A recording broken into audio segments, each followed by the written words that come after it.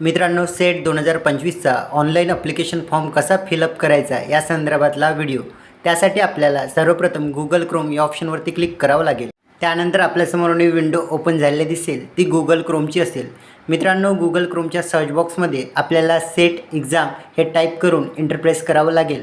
Enterprise केल्यानंतर मित्रांनो, आपल्यासमोर न्यू विंडो ओपन झालेली दिसेल. त्यामध्ये आपल्याला first option click here to apply हा दिसतोय, त्यावरती आपल्याला क्लिक करावं लागेल. त्यावरती क्लिक केल्यानंतर आपल्यासमोर न्यू विंडो ओपन झालेली दिसेल, ती रजिस्ट्रेशन अँड लॉग इनची असेल. ज्यांचं ऑलरेडी रजिस्ट्रेशन झालेलं आहे त्यांनी लॉग इन करायचं आहे. माझं नवीन रजिस्ट्रेशन असल्यामुळे मी न्यू रजिस्ट्रेशनवरती क्लिक करत आहे. न्यू रजिस्ट्रेशनवरती क्लिक केल्यानंतर आपल्यासमोर न्यू विंडो ओपन झालेली दिसेल.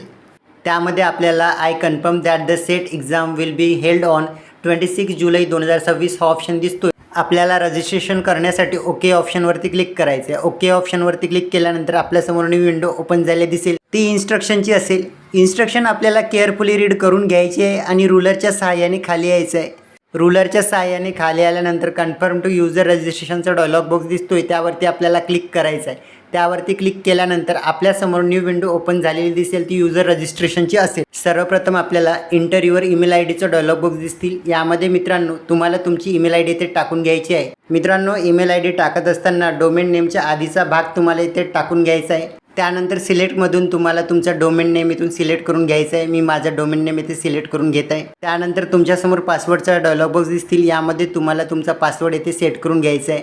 मित्रांनो, मी रिकमेंडेड करेल की पासवर्ड सेट करताना pass@123 हाच सेट करावा, म्हणजे तुम्हाला कुठल्याही प्रकारे अडचण जाणार नाही. पासचा P कॅपिटल, बाकी स्मॉल ठेवावे.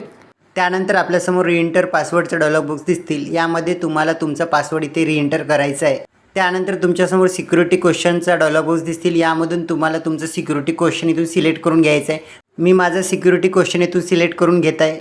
त्यानंतर तुमच्यासमोर ॲन्सरचा डायलॉग बॉक्स येतील. यामध्ये मित्रांनो, तुम्ही जो काही सिक्युरिटी क्वेश्चन चूज केला आहे त्याचा ॲन्सर इथे तुम्हाला द्यायचं आहे. त्यानंतर आपल्याला सबमिटवरती क्लिक करायचं आहे. सबमिटवरती क्लिक केल्यानंतर आपल्यासमोर सक्सेसफुल रजिस्ट्रेशनचा डायलॉग बॉक्स दिसतील. त्यावरती आपल्याला ओके करायचं आहे.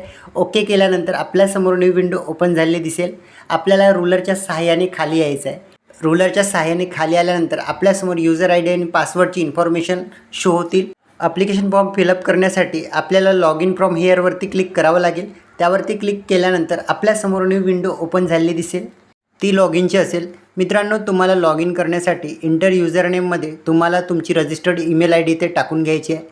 त्यानंतर मित्रांनो, तुम्हाला पासवर्ड विचारेल. यामध्ये तुम्ही जो काही पासवर्ड सेट केला आहे तो इथे टाकून घ्यायचा आहे आणि लॉग इनवरती क्लिक करायचं आहे. लॉग इनवरती क्लिक केल्यानंतर तुमच्यासमोर न्यू विंडो ओपन झालेली दिसेल. फर्स्ट ऑप्शन स्टेप नंबर 1चा दिसतोय. यामध्ये आपल्याला फिल मेन ॲप्लिकेशन फॉर्मचा दिसतोय. यावरती आपल्याला क्लिक करावं लागेल. यावरती क्लिक केल्यानंतर आपल्यासमोर न्यू विंडो ओपन झालेली दिसेल. यामध्ये आपल्याला फर्स्ट टॅब एक्झामिनेशन डिटेलचा दिसतोय. फर्स्ट ऑप्शन एक्झाम सेंटरचा दिसतोय. यामधून आपल्याला एक्झाम सेंटर सिलेक्ट करून घ्यायचं आहे. त्यानंतर आपल्यासमोर सब्जेक्ट ऑप्टेड फॉर सेट हा टॅब दिसतोय. मित्रांनो, यामधून तुम्ही ज्या सब्जेक्टसाठी एक्झाम देणार आहे तो सब्जेक्ट इथून सिलेक्ट करून घ्यायचा आहे. मी माझा सब्जेक्ट इथून सिलेक्ट करून घेत आहे. त्यानंतर PG सब्जेक्टमधून तुम्हाला तुमच्या PGचा सब्जेक्ट इथून सिलेक्ट करून घ्यायचा आहे. मी माझा सब्जेक्ट इथून सिलेक्ट करून घेत आहे. त्यानंतर रुलरच्या सहाय्याने खाली यायचं आहे. रुलरच्या सहाय्याने खाली आल्यानंतर आपल्यासमोर पर्सनल डिटेल हा टॅब दिसतील. यामध्ये तुम्हाला तुमची पर्सनल डिटेल इथे फिलअप करून घ्यायची आहे. नेम ऑफ कॅन्डिडेटमध्ये स्टुडंटचं नेम इथे टाईप करून घ्यायचं आहे. नेम ऑफ द फादरमध्ये स्टुडंटच्या वडिलाचं नाव इथे टाईप करून घ्यायचं आहे. नेम ऑफ द मदरमध्ये स्टुडंटच्या मदरचं नेम इथे टाईप करून घ्यायचं आहे. ॲड्रेस फॉर कम्युनिकेशन येथे आपल्याला स्टुडंटचा ॲड्रेस मेन्शन करायचा आहे. एरियामध्ये आपल्याला एरिया मेन्शन करायचा आहे. त्यानंतर तुम्हाला सिटी विचारेल. सिटीमध्ये तुम्हाला तुमची सिटी येथे मेन्शन करायचं आहे. त्यानंतर तुम्हाला पिनकोड विचारेल. येथे आपल्याला पिनकोड मेन्शन करायचं आहे. पिनकोड मेन्शन केल्यानंतर तुम्हाला डेट ऑफ बर्थ विचारेल. यामधून तुम्हाला तुमची डेट ऑफ बर्थ इथून सिलेक्ट करून घ्यायची आहे. मी माझी डेट ऑफ बर्थ इथून सिलेक्ट करून घेत आहे. त्यानंतर तुमच्यासमोर सिलेक्ट आयडेंटिटी कार्डचे डायलॉग बॉक्स येतील. यामधून तुम्हाला तुमचं आयडेंटिटी कार्ड इथून सिलेक्ट करून घ्यायचं आहे. मी माझं आयडेंटिटी कार्ड सिलेक्ट करून घेत आहे. आयडेंटिटी कार्ड सिलेक्ट केल्यानंतर तुम्हाला आयडेंटिटी नंबर विचारेल. यामध्ये तुमचा आयडेंटिटी नंबर इथे मेन्शन करायचा आहे. त्यानंतर तुम्हाला मोबाईल नंबर विचारेल. यामध्ये तुम्हाला तुमचा मोबाईल नंबर इथे मेन्शन करायचा आहे. त्यानंतर तुम्हाला जेंडर विचारेल. यामधून तुम्हाला तुमचं जेंडर इथून सिलेक्ट करून घ्यायचं आहे. मी माझं जेंडर इथे मेन्शन करत आहे. त्यानंतर स्टेट ऑफ डोमेसिलमधून तुम्ही ज्या स्टेटमधून बिलॉंग करत आहे ते स्टेट इथून सिलेक्ट करून घ्यायचं आहे. त्यानंतर तुम्हाला कॅटेगरीमधून तुमची कॅटेगरी इथून सिलेक्ट करून घ्यायची आहे. त्यानंतर आर यू ॲन ऑर्फॅन कॅन्डिडेट हा ऑप्शन दिसतोय. जर का तुम्ही अनाथ असल्यास एस करा, अदरवाईज नो करा. मी नो या ऑप्शनवरती क्लिक करत आहे. त्यानंतर तुमच्यासमोर 40% डिसेबिलिटीचा ऑप्शन दिसतोय. मित्रांनो, जर का तुम्ही 40% डिसेबल असल्यास एस करा, अदरवाईज नो करा. मी नो या ऑप्शनवरती क्लिक करत आहे. टाईप ऑफ डिसेबिलिटीमध्ये तुम्हाला तुमची डिसेबिलिटीचा टाईप इथून सिलेक्ट करून घ्यायचा आहे. मी नॉट इलिजिबलवरती क्लिक करत आहे. त्यानंतर तुमच्यासमोर प्रेझेंट स्टेटसचा ऑप्शन दिसतोय. मित्रांनो, जर का तुम्ही प्रेझेंटमध्ये टीचर असल्यास एस करा, अदरवाईज नॉन टीचरवरती क्लिक करा. मी नॉन टीचरवरती क्लिक करत आहे. त्यानंतर आपल्याला रुलरच्या साहाय्याने खाली यायचं आहे. रुलरच्या साहाय्याने खाली आल्यानंतर आपल्याला ग्रॅज्युएशन डिटेलचा टॅब दिसतील. यामध्ये तुम्हाला तुमची ग्रॅज्युएशनची डिटेल फिलअप करायची आहे. नेम ऑफ पी जी कोर्समधून तुम्हाला पी जीचा कोर्स इथून सिलेक्ट करून घ्यायचा आहे. एम ए असेल तर M A, M S C असेल तर M S C, M com असेल तर एम कॉम. मी एम कॉमवरती क्लिक करत आहे. Name of the university of your P जीमधून तुम्हाला पी जीची युनिव्हर्सिटी इथून सिलेक्ट करून घ्यायची आहे. पी जी कोर्स कम्प्लिटेड फ्रॉममधून तुम्ही ज्या युनिव्हर्सिटी, ज्या कॉलेजमधून पी जी कंप्लीट केली आहे ते इथून सिलेक्ट करून घ्यायचं आहे. मी पी जी कॉलेजमधून कंप्लीट केलं असल्यामुळे मी कॉलेजवरती क्लिक करत आहे.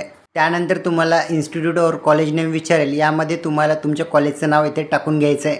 त्यानंतर पी जी कोर्स स्टेटसमध्ये तुम्हाला तुमचं स्टेटस इथून सिलेक्ट करून घ्यायचं आहे. कम्प्लिटेड असेल तर कम्प्लिटेड, अपिअरिंग असेल तर अपिअरिंग. मी कम्प्लिटेडवरती क्लिक करत आहे. त्यानंतर तुम्हाला पासिंग इयर विचारेल. यामध्ये तुम्हाला तुमचं पासिंग इयर मेन्शन करायचं आहे. त्यानंतर G P A mark obtain in P G degree हा ऑप्शन येतील. यामध्ये आपल्याला G P ever mark select करून घ्यायचं आहे. मी मार्कवरती क्लिक करत आहे. त्यानंतर तुम्हाला ॲग्रिगेट मार्क विचारतील. मित्रांनो, यामध्ये तुम्हाला तुमचे ॲग्रिगेट मार्क इथून टाकून घ्यायचे आहे.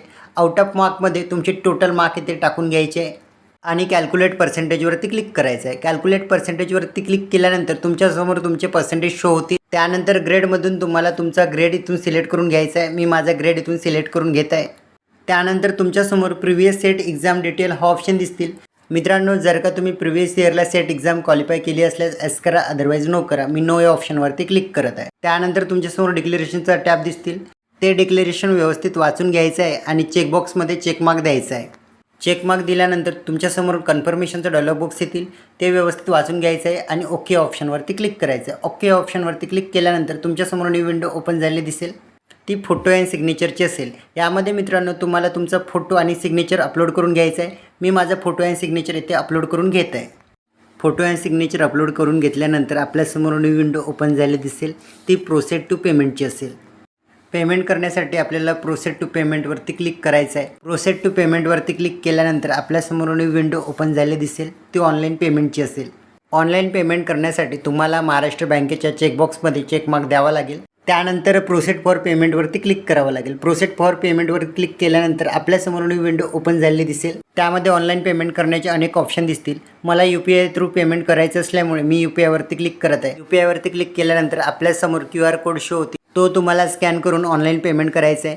मी माझ्या मोबाईलमधून ऑनलाईन पेमेंट करत आहे. माझं ऑनलाईन पेमेंट झालेलं आहे. ऑनलाईन पेमेंट झाल्यानंतर तुमच्यासमोर डाउनलोड ॲप्लिकेशन फॉर्मचा ऑप्शन दिसतील. त्यावरती तुम्हाला क्लिक करायचं आहे आणि आपला ॲप्लिकेशन फॉर्म डाउनलोड करून घ्यायचा आहे. मी माझा ॲप्लिकेशन फॉर्म डाउनलोड करून घेत आहे. अशा पद्धतीने मित्रांनो, सेट 2026चा ॲप्लिकेशन फॉर्म कसा फिलअप करायचा या संदर्भात सविस्तर माहिती या व्हिडिओच्या माध्यमातून स्टेप बाय स्टेप बघितली आहे. मित्रांनो, व्हिडिओ आवडला असल्यास आपल्या चॅनलला नक्की सबस्क्राईब करा. धन्यवाद.